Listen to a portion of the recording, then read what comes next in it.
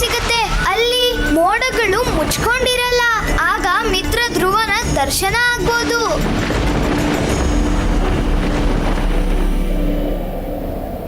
ಪ್ರಭು, ನನಗೆ ಮಾರುತಿಯ ಬಗ್ಗೆ ಬಹಳ ಚಿಂತೆಯಾಗುತ್ತಿದೆ.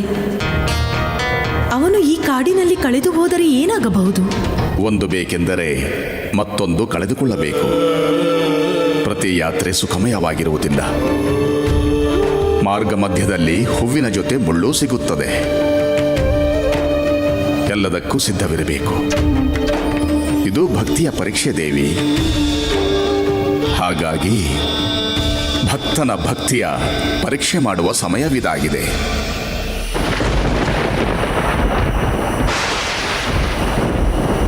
ನಮಗೆ ಪ್ರಕಾಶದ ಅವಶ್ಯಕತೆ ಯಾವಾಗ ಇರುವುದೆಂದರೆ ಅಂಧಕಾರವು ಪ್ರಬಲವಾಗಿದ್ದಾಗ. ಭಕ್ತಿಯ ಬೆಳಕಿನಲ್ಲಿ ಸಾಗಿದರೆ ಆ ಭಕ್ತಿಯ ಬೆಳಕಿನಲ್ಲಿ ತಪಸ್ಸಿನ ಫಲ ಸಿಗುವುದು. ಸತ್ಯ ಹೇಳಿದಿರಿ ಪ್ರಭು. ಇಲ್ಲಿ ಮಾರುತಿ ಕಾಡಿನಲ್ಲಿ ಕಳೆದು ಹೋಗುತ್ತಿದ್ದರೆ ಅಲ್ಲಿ ಮಾತೆ ಅಂಜನಿಯ ಪಾಲಿಗೆ ಒಂದು ಸವಾಲು ಎದುರಾಗಿ ನಿಂತಿದೆ. ಸ್ವಾಮಿ, ಏನಾಯ್ತು ದೇವಿ? ಏನಾದ್ರೂ ತೊಂದರೆ ಆಯ್ತಾ? ಎಲ್ಲ ಸರಿ ಇದೆ ತಾನೆ? ಏನ್ ಹೇಳಿ ಸ್ವಾಮಿ, ಮಾಡೋ ಕೆಲಸಗಳು ಬಹಳಷ್ಟಿದೆ. ಸಮಯ ತುಂಬಾನೇ ಕಡಿಮೆ ಇದೆ. ಕೆಲಸಗಳ? ಹಾ. ಯಾವ ಕೆಲಸಗಳು? ಸ್ವಾಮಿ, ನಿಮಗ್ ಜ್ಞಾಪಕ ಇಲ್ವಾ? ಹೋದ ತಿಂಗಳು ಒಬ್ರು ಋಷಿ ಬಂದಿದ್ರಲ್ಲ, ಅವ್ರು ನಮಗೆ ಸಂದೇಶ ಕಳಿಸಿದ್ರಲ್ಲ, ಪಂಚಮಿ ದಿನ ನಮ್ಮ ಅರಮನೆಗೆ ಋಷಿ ದೂರ್ವಾಸರು ಬರ್ತಾರೆ ಅಂತ. ಹಾ, ಅದಕ್ಕೆ ಸ್ವಾಮಿ, ಪಂಚಮಿ ನಾಳೆನೆ. ಇದ್ರ ಅರ್ಥ ಏನು ಅಂದ್ರೆ, ಸೂರ್ಯ ಉದಯ ಆಗ್ತಿದ್ದ ಹಾಗೆ ಋಷಿ ದೂರ್ವಾಸರು ಅರಮನೆ ಬಾಗ್ಲ ಹತ್ರ ನಿಂತಿರ್ತಾರೆ. ಈ ವಿಷಯ ನಮಗ್ ಮರ್ತೇ ಹೋಗಿತ್ತು. ಒಳ್ಳೇದಾಯ್ತು ನೀವು ನೆನಪು ಮಾಡಿದ್ದು. ಇಲ್ದೆ ಹೋಗಿದ್ರೆ ಅತಿಥಿಯ ಸತ್ಕಾರದಲ್ಲಿ ಏನಾದ್ರೂ ಖಂಡಿತ ಕಡಿಮೆ ಆಗ್ತಿತ್ತು. ಸ್ವಾಮಿ, ಇವ್ರು ಯಾರು ಸಾಧಾರಣ ಅತಿಥಿ ಅಲ್ಲ, ಋಷಿ ದೂರ್ವಾಸರು. ಕೋಪಕ್ಕೆ ಅವರು ವಿಶ್ವವಿಖ್ಯಾತರು. ನಿಮಗ್ ಗೊತ್ತಿಲ್ಲ ಸ್ವಾಮಿ, ಚಿಕ್ಕ ಚಿಕ್ಕ ವಿಷಯಗಳಿಗೂ ಅವ್ರ ಕೋಪ ಆಕಾಶ ಮುಟ್ಬಿಡುತ್ತೆ. ಅವ್ರೇನಾದ್ರೂ ಒಂದ್ ವೇಳೆ ಶಾಪ ಕೊಟ್ರೆ ಅವರ ಅಧೋಗತಿ ಆಗೋದಂತೂ ನಿಜ. ಹೇ ಈಶ್ವರ, ಅವ್ರು ಯಾವುದಾದ್ರೂ ಕಾರಣದಿಂದ ನಮ್ಮ ಮಾರುತಿ ಮೇಲೆ ಏನಾದ್ರೂ ಕೋಪ ಮಾಡ್ಕೊಂಡ್ರೆ, ಆಮೇಲೆ ನಮ್ಮ ಮಾರುತಿಗೆ ಏನಾದ್ರೂ ಶಾಪ ಕೊಟ್ಬಿಟ್ರೆ, ಇಲ್ಲ ಹಾಗಾಗಬಾರ್ದು. ನಾವು ಅವರಿಗೆ ಮನಸ್ಸಂತೋಷ ಆಗೋ ಹಾಗೆ ಸೇವೆ ಮಾಡೋಣ. ಅವರು ಕೋಪ ಮಾಡ್ಕೊಳಕ್ ಅವಕಾಶನೇ ಕೊಡೋದು ಬೇಡ. ನಡೀರಿ ಸ್ವಾಮಿ, ಅವ್ರ ಸೇವೆಗೆ ತಯಾರಿ ಮಾಡ್ಕೊಳ್ಳೋಣ. ನಡೀರಿ ಸ್ವಾಮಿ. ಈಗ ಮಧ್ಯರಾತ್ರಿ, ಬೆಳಗ್ಗೆ ಬೇಗ ಎದ್ದು ತಯಾರಿನ ಶುರು ಮಾಡೋಣ. ಈಗ ನೀನ್ ವಿಶ್ರಾಂತಿ ಮಾಡು. ಇಲ್ಲ ಸ್ವಾಮಿ, ಇದು ನಮ್ಮ ವಿಚಾರ ಆಗಿದ್ದಿದ್ರೆ ನಾನು ಯೋಚನೆನೇ ಮಾಡ್ತಿರ್ಲಿಲ್ಲ. ನಾವು ಯೋಚನೆ ಮಾಡ್ಬೇಕಾಗಿರೋದು ನಮ್ಮ ಮಾರುತಿ ಸುರಕ್ಷತೆಯ ಬಗ್ಗೆ. ಎಲ್ಲೋದ್ರೂ ದಾರಿನೇ ಸಿಗ್ತಾ ಇಲ್ಲ ಮಿತ್ರ ಧ್ರುವ. ಇಡೀ ಕಾಡನ್ನೇ ಹುಡುಕ್ಬಿಟ್ಟಿದೀವಿ. ಆದ್ರೆ ಕಪ್ಪು ಮೋಡಗಳು ಭೂಮಿನ ಮತ್ತೆ ಆಕಾಶನ ಒಂದ್ ಮಾಡ್ಬಿಟ್ಟಿದೆ ಅನಿಸ್ತಿದೆ. ಹೀಗೆ ಆದ್ರೆ ನಿಮ್ಮನ್ನ ಭೇಟಿ ಮಾಡೋದು ಹೇಗೆ ಮಿತ್ರ? ನಮಗೆ ತುಂಬಾ ಸುಸ್ತಾಗ್ತಿದೆ, ಹೊಟ್ಟೆನೂ ಹಸಿತಿದೆ.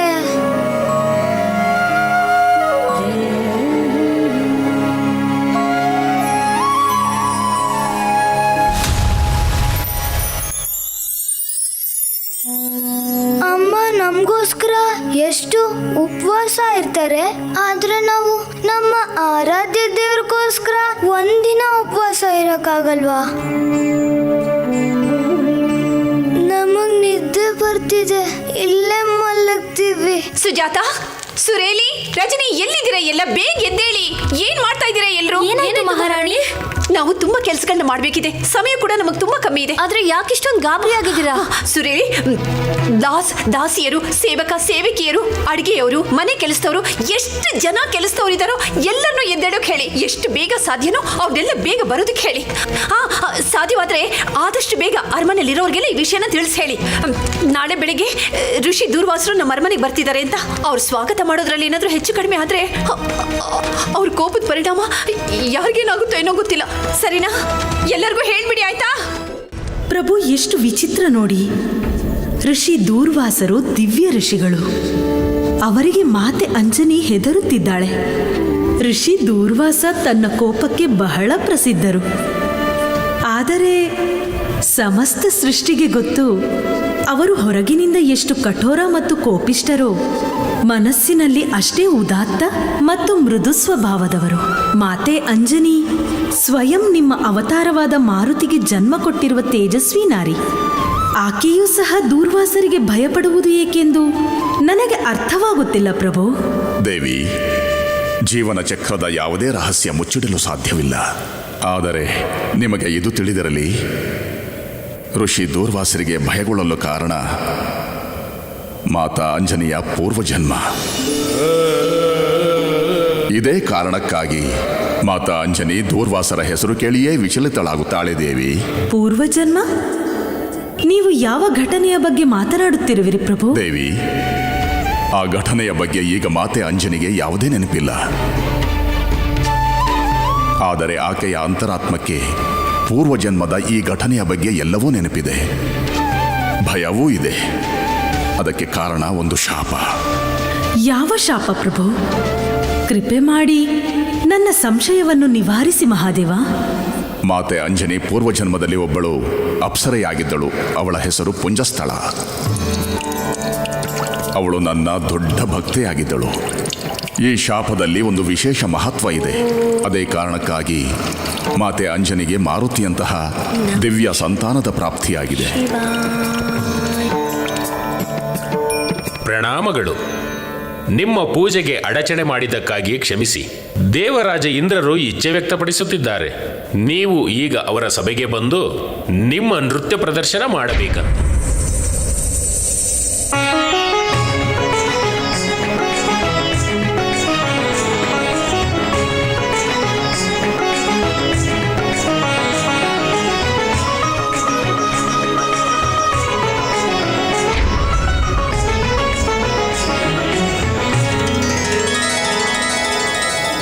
ಪುಂಜಸ್ಥಳ ಎಲ್ಲಿ?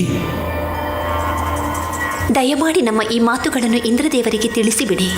ಇನ್ನು 1 ಮಾಸದವರೆಗೆ ನಾವು ಶಿವಪೂಜೆ ಮಾಡಬೇಕಿದೆ. ಅವರ ಇಚ್ಛೆಯನ್ನು ಪೂರೈಸಲಾಗುವುದಿಲ್ಲ. ಇಷ್ಟೊಂದು ಅಹಂಕಾರ! ಅವಳು ದೇವರಾಜ ಇಂದ್ರನ ಮಾತನ್ನು ನಿರಾಕರಿಸಿದ್ದಾಳೆ. ನಿನಗೆ ಸ್ವಲ್ಪವಾದರೂ ಜ್ಞಾನವಿದೆಯೇ? ನೀನು ಯಾರಿಗೆ ವಿರೋಧ ಮಾಡಿದ್ದೀಯಾ ಪುಂಜಸ್ಥಳ?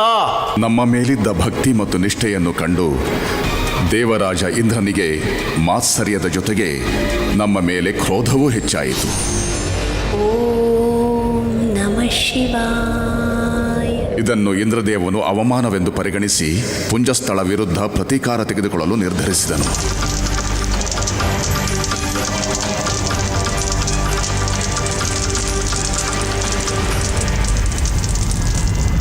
ಋಷಿ ದೂರ್ವಾಸರಿಗೆ ದೇವರಾಜ ಇಂದ್ರನ ಪ್ರಣಾಮಗಳು.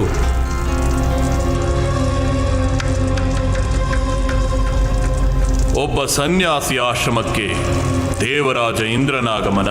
ನಿಮ್ಮ ಸಿಂಹಾಸನದ ಮೇಲೆ ಅಸುರರ ಕೆಟ್ಟ ದೃಷ್ಟಿ ಏನಾದರೂ ಬಿದ್ದಿರುವುದೇ? ನಾವು ಇಲ್ಲಿ ಕೇವಲ ಒಂದು ಸಣ್ಣ ವಿನಂತಿ ಮಾಡಲು ಬಂದಿದ್ದೇವೆ. ನಮ್ಮ ಲೋಕದಲ್ಲಿ ಒಬ್ಬಳು ಧಾರ್ಮಿಕವಾದ ಮತ್ತು ಅತ್ಯಂತ ಪವಿತ್ರವಾದ ಅಪ್ಸರೆ ಇದ್ದಾಳೆ, ಪುಂಜಸ್ಥಳ. ಋಷಿ ಮುನಿಗಳ ಸೇವೆ ಸತ್ಕಾರ ಮಾಡುವುದೆಂದರೆ ಆಕೆಗೆ ಅತ್ಯಂತ ಸಂತೋಷವಾಗುತ್ತದೆ. ಆಕೆ ನಮ್ಮಲ್ಲಿ ಕೇಳಿಕೊಂಡಳು, ನಾವು ನಿಮ್ಮನ್ನು ಮತ್ತು ನಿಮ್ಮ 10,000 ಶಿಷ್ಯರನ್ನು ಸ್ವರ್ಗಲೋಕಕ್ಕೆ ಆಮಂತ್ರಿಸಬೇಕೆಂದು. ಮತ್ತು ಅವಳು ನಿಮ್ಮೆಲ್ಲರಿಗೋಸ್ಕರ ನಾಳೆ ಮಹಾಭೋಜನವನ್ನು ಆಯೋಜಿಸಿದ್ದಾಳೆ.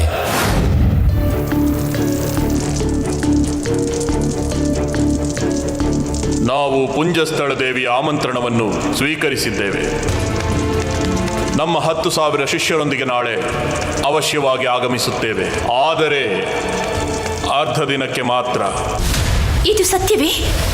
ಋಷಿ ದೂರ್ವಾಸರು ಆಗಮಿಸುತ್ತಿದ್ದಾರೆಯೇ ಅವರ ಶಿಷ್ಯರೊಂದಿಗೆ? ಹೌದು ಪುಂಜಸ್ಥಳ. ನೀವು ನನ್ನನ್ನು ಗುರು ಸೇವೆಗೆ ಮೀಸಲಾಗಿಟ್ಟಿರಿ. ನಿಮಗೆ ನನ್ನ ಧನ್ಯವಾದಗಳು. ಆಜ್ಞೆ ಕೊಡಿ. ಅವರ ಆಗಮನಕ್ಕೆ ಎಲ್ಲ ಸಿದ್ಧತೆಗಳನ್ನು ಮಾಡಿಕೊಡುತ್ತೇವೆ. ಇಷ್ಟೊಂದು ಉತ್ಸಾಹ! ಆದರೆ ಈ ಉತ್ಸಾಹದಲ್ಲಿ ಒಂದು ಮಹತ್ವವಾದ ಪ್ರಶ್ನೆಯನ್ನು ಕೇಳುವುದೇ ಮರೆತು ಬಿಟ್ಟೆ ನೀನು. ಋಷಿ ದೂರ್ವಾಸರ ಜೊತೆ ಶಿಷ್ಯರೂ ಬರುತ್ತಿದ್ದಾರೆ. ಆದರೆ ಎಷ್ಟು?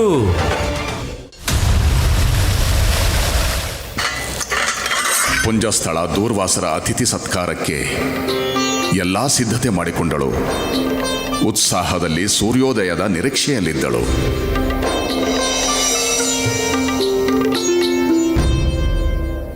ಪ್ರಣಾಮಗಳು ದೇವಿ. ಋಷಿ ದೂರ್ವಾಸರು ಶಿಷ್ಯರೊಂದಿಗೆ ಆಗಮಿಸಿದ್ದಾರೆ.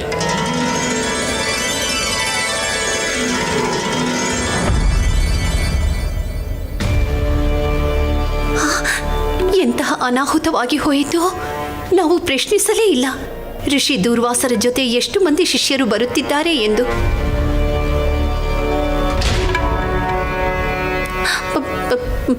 ಪ್ರಣಾಮ ಋಷಿವರ್ಯರೇ. ಏನಾಯಿತು ದೇವಿ? ಏಕೆ ವಿಚಲಿತರಾಗುತ್ತಿದ್ದೀರಿ? ಕ್ಷಮೆ ಇರಲಿ ಮಹರ್ಷಿಗಳೇ. ನೀವು ಇಷ್ಟೊಂದು ಶಿಷ್ಯರುಗಳು ಎಲ್ಲರಿಗೂ ಅರಮನೆಯಲ್ಲಿ ಭೋಜನದ ವ್ಯವಸ್ಥೆ ಆಗಿಲ್ಲ. ಮತ್ತೇಕೆ ಆಹ್ವಾನಿಸಿದಿರಿ? ಅತಿಥಿ ದೇವೋ ಭವ. ಕೇಳಿದ್ದೀರಿ ತಾನೇ ಈ ನಾಣ್ಣುಡಿಯನ್ನು. ಅತಿಥಿಗಳನ್ನು ಆಹ್ವಾನಿಸಿ ಬಂದಾಗ ಅವರನ್ನು ಅಪಮಾನಿಸುವುದೇ? ಇಲ್ಲ ಇಲ್ಲ ಈಶ್ವರ, ನಮ್ಮ ಉದ್ದೇಶ ಅದಾಗಿರಲಿಲ್ಲ. ವಾಸ್ತವದಲ್ಲಿ ನಮಗೆ ತಿಳಿದಿರಲಿಲ್ಲ ನಿಮ್ಮ ಶಿಷ್ಯಂದಿರುಗಳು ಇಷ್ಟೊಂದು ಮಂದಿ ಇದ್ದಾರೆಂದು. ನಿಮ್ಮನ್ನು ಸ್ವಾಗತಿಸುವ ಆತುರದಲ್ಲಿ ನಾವು ಇದೆಲ್ಲವನ್ನು ಮರೆತಿದ್ದೆವು. ನಮಗೆ ಸ್ವಲ್ಪ ಸಮಯವನ್ನು ಕೊಡಿ.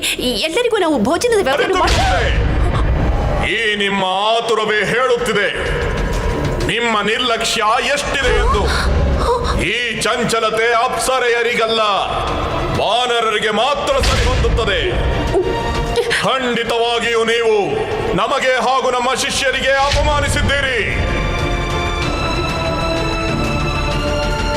ನಾವು ನಿಮಗೆ ಶಾಪವನ್ನು ನೀಡುತ್ತಿದ್ದೇವೆ. ನೀವೊಬ್ಬ ವಾನರರಾಗಿ ಭೂಲೋಕದಲ್ಲಿ ಜನ್ಮ ತಾಳಿ ಓಂ ನಮಃ ಶಿವಾಯ.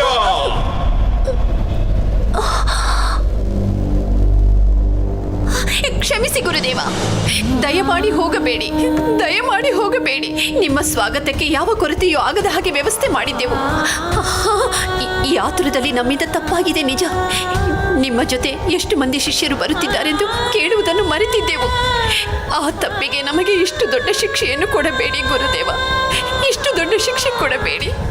ದೇವಿ, ನಮಗೆ ಈಗ ಅರಿವಾಗುತ್ತಲಿದೆ ನಿಮ್ಮ ಮನಸ್ಸು ಪವಿತ್ರವೆಂದು. ಆದರೆ ನಾವು ಶಾಪವನ್ನು ಹಿಂತೆಗೆದುಕೊಳ್ಳಲಾಗುವುದಿಲ್ಲ. ಬದಲಿಗೆ ನಿಮಗೊಂದು ವರವನ್ನು ಅವಶ್ಯವಾಗಿ ನೀಡುತ್ತೇವೆ. ನೀವು ವಾನರ ಕುಲದಲ್ಲಿ ಜನ್ಮ ತಾಳುವುದು ಈಗ ಅನಿವಾರ್ಯ. ನೀವೋರ್ವ ದಿವ್ಯ ಶಿಶುವಿಗೆ ಜನ್ಮ ಕೊಡಲಿದ್ದೀರಿ. ಅದರಿಂದ ಈ ಸೃಷ್ಟಿಯಲ್ಲಿ ನಿಮಗೊಂದು ಗೌರವ ಸಿಗಲಿದೆ. ಆ ಮಗು ಚಿರಂಜೀವಿಯಾಗಲಿದ್ದಾನೆ.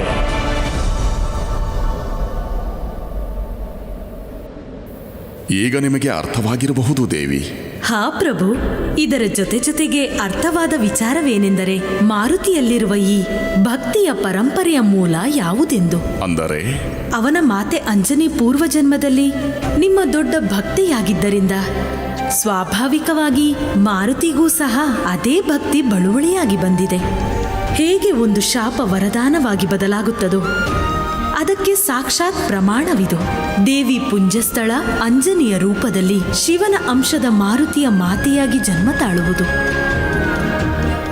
ನೀವು ನನ್ನ ಸಂಶಯವನ್ನು ನಿವಾರಿಸಿದಿರಿ ಪ್ರಭು. ಈಗ ತಾವು ಮಾರುತಿಗೂ ಸಹಾಯ ಮಾಡಿ. ಈ ಸಮಯದಲ್ಲಿ ಆ ಭಯಾನಕ ಅರಣ್ಯದಲ್ಲಿ ಸಿಲುಕಿದ್ದಾನೆ. ನನಗೆ ಅವನ ಅವಸ್ಥೆಯನ್ನು ನೋಡಲಾಗುತ್ತಿಲ್ಲ. ಅವನೇ ಸ್ವಯಂ ಹೋಗಿ ಅಲ್ಲಿ ಸಿಲುಕಿದ್ದಾನೆ. ಅವನ ಮಾರ್ಗವನ್ನೂ ಸಹ ಅವನೇ ಹುಡುಕಬೇಕು. ನಮಗ್ ನಿದ್ದೆನೆ ಬರ್ತಿಲ್ಲ. ಅಮ್ಮ ಏನಾದ್ರೂ ಇದ್ದಿದ್ರೆ ಅವರು ನಮ್ಗೆ ಜೋಗುಳ ಹಾಡ್ತಿದ್ರು. ಚಂದ ಮಾಮ ನಿಂಗಾಗಿ ಬಂದ ತಂದ ನಿನಗೆ ನಿದ್ದಿರೆ.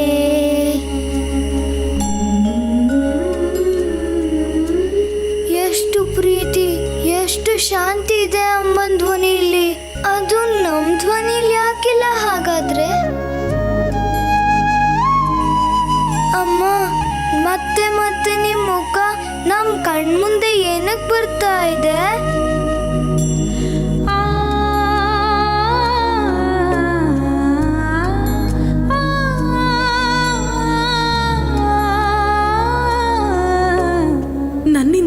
ಸಹಿಸಲಾಗುತ್ತಿಲ್ಲ ಪ್ರಭು. ನೀವು ಒಬ್ಬ ಯೋಗಿ, ನಿಮಗೆ ತಾಳ್ಮೆ ಇರಬಹುದು. ಆದರೆ ನಾನೊಬ್ಬಳು ಮಾತೆ. ಮಾರುತಿಯ ಈ ವ್ಯಥೆಯನ್ನು ನನ್ನಿಂದ ಸಹಿಸಲಾಗುತ್ತಿಲ್ಲ.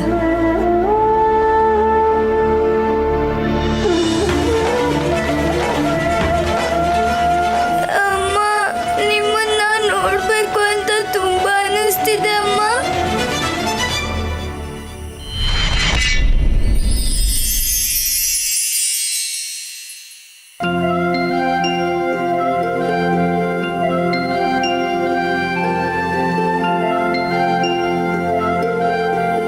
ಮಾರುತಿ,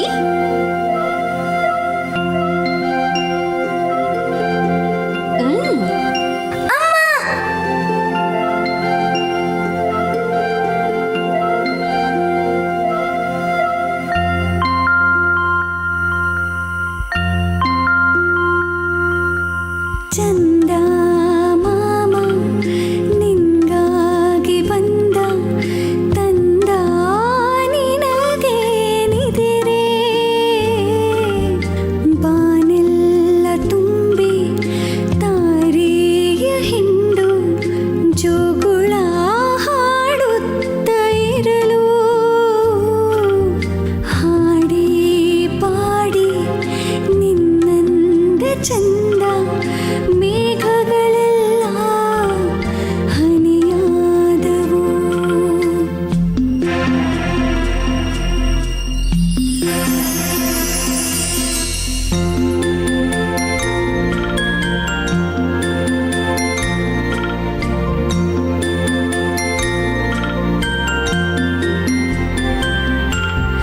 ನದಿಯಾಗಿ ಸಂತೋಷ ಹರಿದಂತೆ ಈಗ ಮಾತೆಯ ಆಸೆಗಳು ಗರಿಯಂತೆ ಈಗ, ಪ್ರೀತಿ ಮಮತೆ ಸರಿಸಾಟಿ ಇಲ್ಲ, ದೃಷ್ಟಿ ನಿನಗೆ ತಾಕದೇ ಇರಲಿ, ನಿದಿರೆ ಮಾಡೋ ಕಂದ, ಹಾಡಿ ಪಾಡಿ ನಿನ್ನಂದ ಚಂದ ಮೇಘಗಳೆಲ್ಲ ಹನಿಯಾದವು.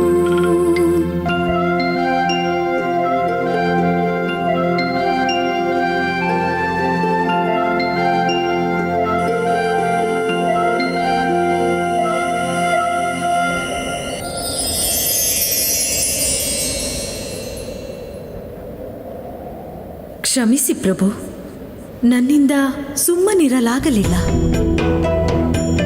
ಮಾರುತಿಯನ್ನು ಸಮಾಧಾನಪಡಿಸಲು ನನಗೆ ಅನಿಸಿದ್ದನ್ನು ಮಾಡಿ ಬಂದೆ. ಆ ನಿಮ್ಮ ಮಾತೃತ್ವದ ಭಾವಕ್ಕೆ ಈಗ ನೆಮ್ಮದಿ ದೊರಕಿರಬೇಕಲ್ಲವೇ ದೇವಿ? ಆದರೆ ಪ್ರಭು, ಸೂರ್ಯೋದಯವಾಗುವುದರಲ್ಲಿದೆ. ಮಾರುತಿಗೆ ಮಾರ್ಗ ತೋರಿಸಲು ಆಕಾಶದಲ್ಲಿ ಧ್ರುವತಾರೆ ಸಹ ಇರುವುದಿಲ್ಲ.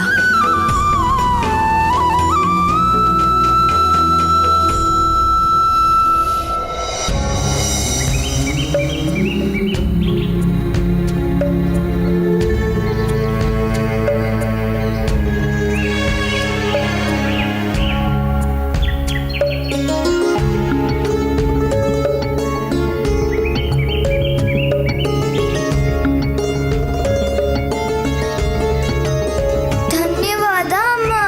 ನಮ್ ಕೂಗನ್ ಕೇಳಿ ನಮ್ ಕನ್ಸಲ್ ಬಂದಿದ್ರಿ ನೀವು. ಬೆಳಕಾಗಿ ಹೋಯ್ತು. ಮಿತ್ರ ಧ್ರುವ ಈಗ ಕಾಣಿಸೋದೇ ಇಲ್ಲ.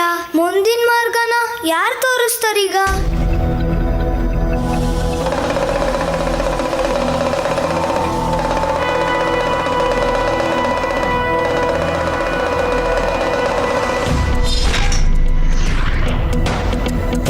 ಶಿವಂ ಶಿವ ಓಂ ಶಿವಂ ಶಿವ ಓಂ ಶಿವಂ ಶಿವ ಓಂ ಶಿವಂ ಶಿವ ರುದ್ರ ರುದ್ರ ಮಹಾರುದ್ರ ತಾಂಡವ ಶಿವ ಶಂಕರ ಜಗದ್ರೂಪಿ ಸರ್ವವ್ಯಾಪಿ ಹರ ಹರ ಪರಮೇಶ್ವರ.